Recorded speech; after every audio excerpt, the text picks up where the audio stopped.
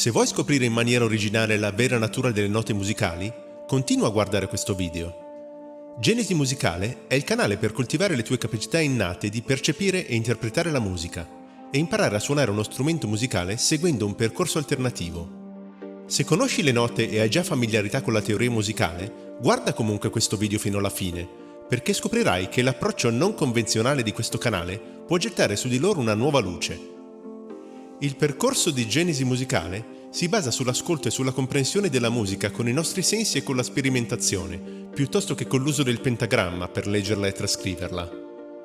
Ciò nonostante, per ragionare assieme sull'argomento, è indispensabile chiamare con lo stesso nome gli elementi che possiamo incontrare e riconoscere, e soprattutto avere a portata di mano qualcosa che ci permetta di produrre le note musicali e gli oggetti che possiamo costruire a partire da quelle note, per poterli ascoltare e allenare il nostro udito e la nostra mente a riconoscere come suonano.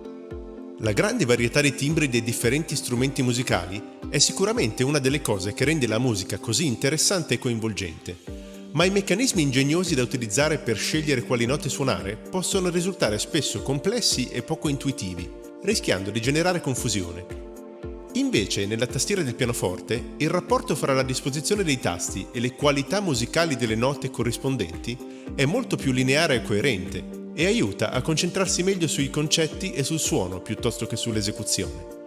Anche se vuoi imparare a suonare o sai già usare uno strumento differente, ti garantisco che sperimentare con una tastiera come quella del pianoforte non potrà che ampliare e arricchire la tua conoscenza della musica.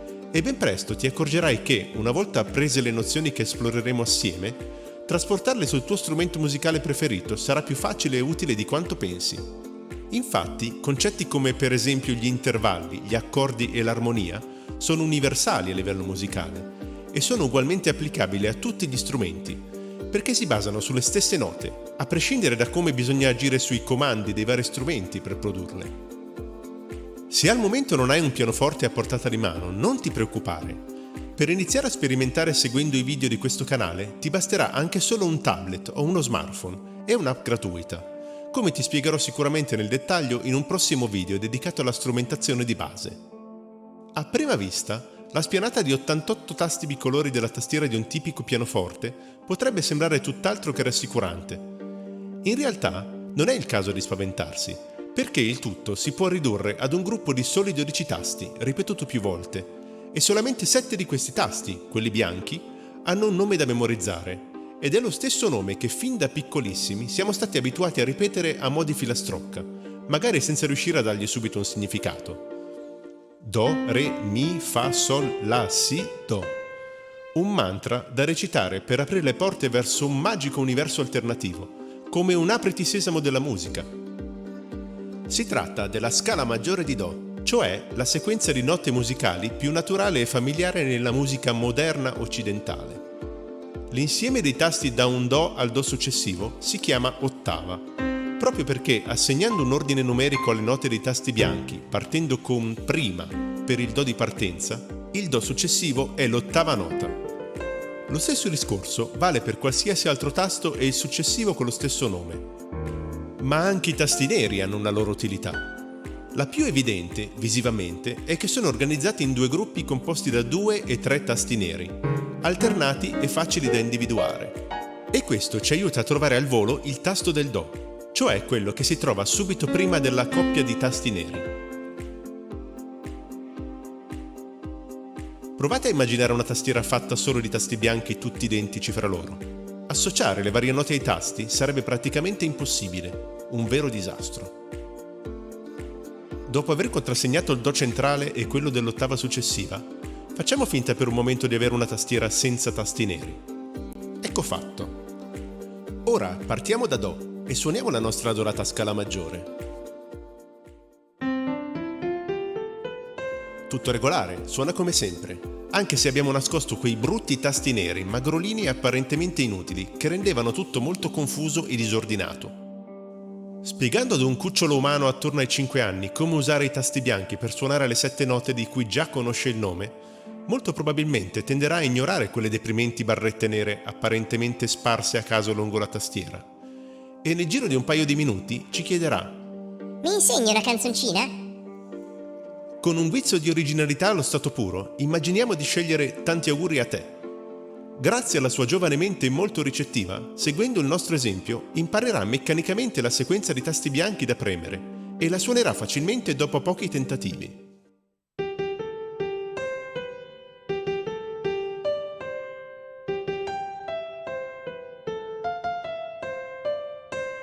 Qualche ora dopo, non appena gli capiterà a tiro un altro essere umano da affascinare con la sua nuova spettacolare abilità, entusiasta vorrà mostrare ciò che ha imparato, ed ecco quello che potrebbe succedere.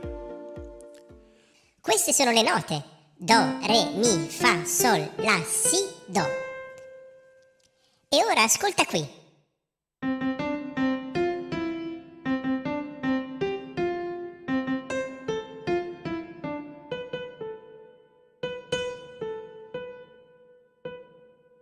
Il pianoforte si è rotto. Questo tasto suona strano, ma questa mattina funzionava. È colpa mia? Forse l'ho schiacciato troppo forte.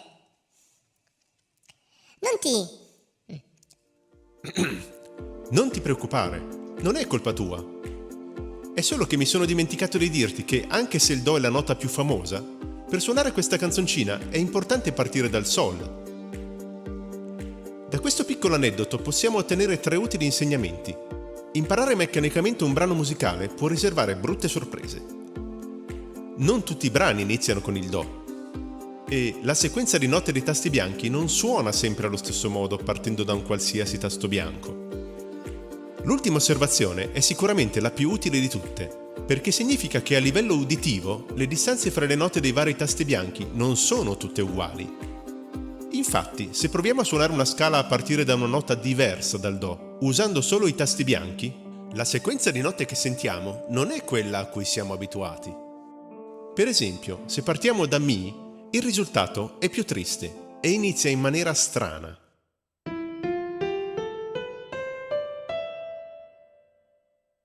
Questo perché a livello di frequenze del suono e di conseguenza anche a livello di ciò che possiamo percepire con il nostro senso dell'udito, la distanza fra le note di 2 tasti bianchi consecutivi qualsiasi e di conseguenza anche fra le varie note della scala maggiore di Do non è sempre la stessa, ma è più breve per il salto dal Mi al Fa e dal Si al Do. Come scopriremo assieme in maniera più dettagliata in un video dedicato al temperamento e alla fisica delle note musicali, per ottenere una suddivisione equa dei salti di frequenze fra le varie note consecutive, è indispensabile dividere in 2 parti il salto fra il Do e il Re e fra il Re e il Mi.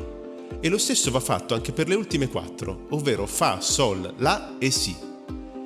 Ed è proprio questa la funzione dei tasti neri: permetterci di suonare le note intermedie che stanno in mezzo a quelle particolari coppie di tasti bianchi, ma non alle coppie Mi, Fa e Si, Do, dove il salto è già più breve e non serve un tasto nero. In questo modo, in totale, il numero di note diverse aumenta da 7 a 12, ma ora la distanza fra ognuna di esse a livello uditivo è esattamente la stessa. E questo, come scopriremo più avanti, è utilissimo e individua quello che viene chiamata scala cromatica.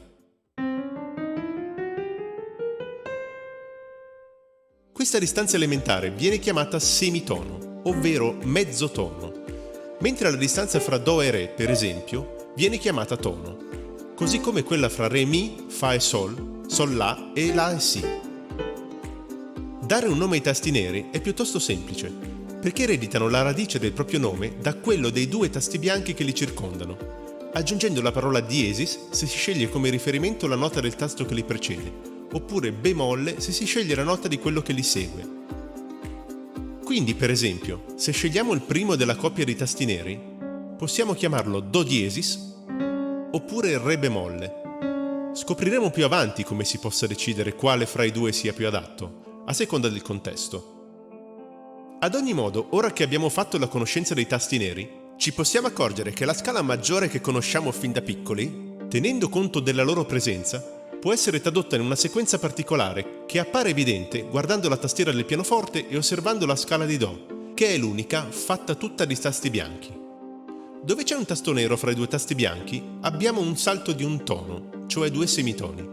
Dove manca, abbiamo un salto di un solo semitono, per cui la sequenza in semitoni diventa 2-2-1 2 2 2 1 o anche tono tono semitono tono tono tono semitono. È a questo punto che appare evidente la reale utilità dei tasti neri, ovvero la possibilità di suonare una scala maggiore a partire da qualsiasi nota, anche da quella di un tasto nero. Ciò si può fare semplicemente costruendo questa sequenza di toni e semitoni a partire dalla nota scelta. Se infatti, per esempio, volessimo costruire la scala maggiore a partire dal Fa, con la sequenza dei semitoni 2 2 1 2 2 2 1, ci accorgeremmo che fino alla terza nota la scala rimane sui tasti bianchi, ma la quarta nota non deve essere un Si, ma un Si bemolle, perché dalla terza alla quarta nota deve esserci una distanza di un semitono. Proseguendo dalla quarta alla quinta nota, la distanza di un tono ci porta dal Si bemolle al Do, e da quel punto in poi ci ritroviamo nuovamente ad usare solo tasti bianchi. È solo in questo modo che la distanza fra le varie note della scala maggiore vengono rispettate. Con la scala di Mi è ancora più evidente l'utilità dei tasti neri, perché ne servono addirittura 4 per rispettare la sequenza di semitoni 2 2 1 2 2 2 1 fra le varie note della scala maggiore. In questo caso, per i nomi delle note dei 4 tasti neri useremo il diesis. Per ora non preoccuparti di capire il perché, lo scopriremo più avanti durante il nostro percorso. Ascoltando la scala che abbiamo ottenuto, è evidente come abbia la stessa impronta sonora di quella del Do, a differenza della scala che abbiamo suonato inizialmente partendo dal Mi e usando solo tasti bianchi. Come già accennato nel video precedente, le distanze fra note differenti, non necessariamente consecutive, in musica vengono chiamate intervalli. E sono la chiave che i nostri sensi e la nostra mente, con un po' di allenamento, possono utilizzare per comprendere la musica nella sua essenza più profonda, sia melodica che armonica. Ma di questo parleremo in maniera più approfondita nel prossimo video. Se questo video ti è piaciuto, clicca su mi piace. Sostieni questo progetto iscrivendoti al canale Genesi Musicale e clicca sulla campanellina per ricevere subito un avviso quando apparirà un nuovo video. Avrai la certezza di non perderlo. Nel frattempo, ti auguro una splendida giornata e alla prossima!